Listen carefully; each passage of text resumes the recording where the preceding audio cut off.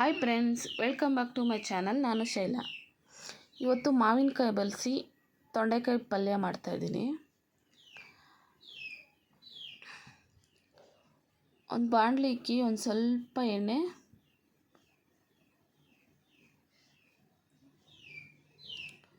ಸಾಸಿವೆ,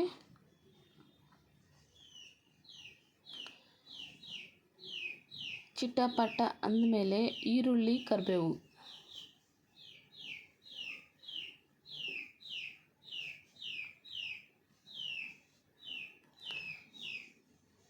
ಇದಕ್ಕೊಂಚೂರು ಶುಂಠಿ ಬೆಳ್ಳುಳ್ಳಿ ಪೇಸ್ಟು,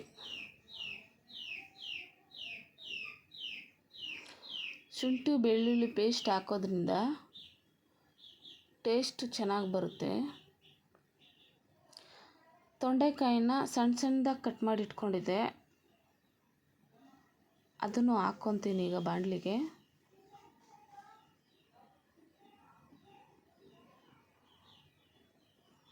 ಎಲ್ಲ ಒಂದು ರೌಂಡ್ ಕಲಿಸ್ಬಿಟ್ಟು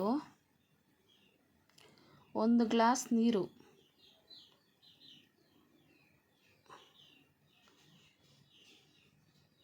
ಹಾಕ್ಕೊಂಡು ಮುಚ್ಚಿಕ್ಬಿಡೋಣ. ಇದನ್ನು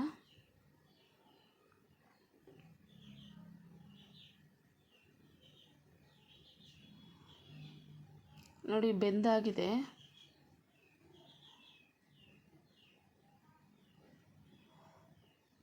ಎಲ್ಲ ಒಂದು ರೌಂಡ್ ಕಲಿಸ್ಬಿಟ್ಟು ಮಾವಿನಕಾಯಿ ತುರಿ,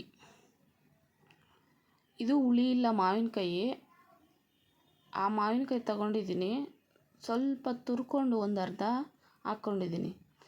ಚೆನ್ನಾಗಿ ಮಿಕ್ಸ್ ಮಾಡಿಬಿಟ್ಟು ಒಂದು ಸ್ವಲ್ಪ ಮೆಂತ್ಯ, ಕಸ್ತೂರಿ ಮೆಂತ್ಯ ಒಂಚೂರು ಹಾಕ್ಕೊಂಡಿದ್ದೀನಿ.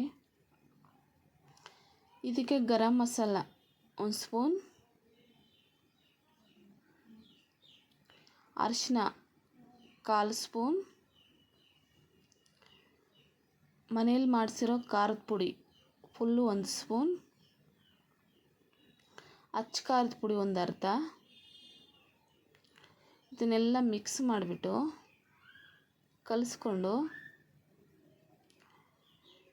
ಇದಕ್ಕೊಂಚೂರು ಕಾಯಿ ತುರಿ, ಕೊತ್ತಂಬರಿ ಸೊಪ್ಪು ಹಾಕ್ಕೊಂಡು ಚೆನ್ನಾಗಿ ಮಿಕ್ಸ್ ಮಾಡೋಣ. ಇದನ್ನು ಕಲಿಸ್ಬಿಡೋಣ.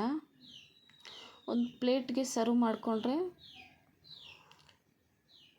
ಚಪಾತಿ ಜೊತೆ, ಪೂರಿ ಜೊತೆ ತುಂಬಾ ಚೆನ್ನಾಗಿರುತ್ತೆ. ನೀವು ಮನೇಲಿ ಟ್ರೈ ಮಾಡಿ. ಇಷ್ಟ ಆಗಿದರೆ ಸಬ್ಸ್ಕ್ರೈಬ್ ಮಾಡಿ, ಶೇರ್ ಮಾಡಿ, ಲೈಕ್ ಮಾಡಿ. Thank you.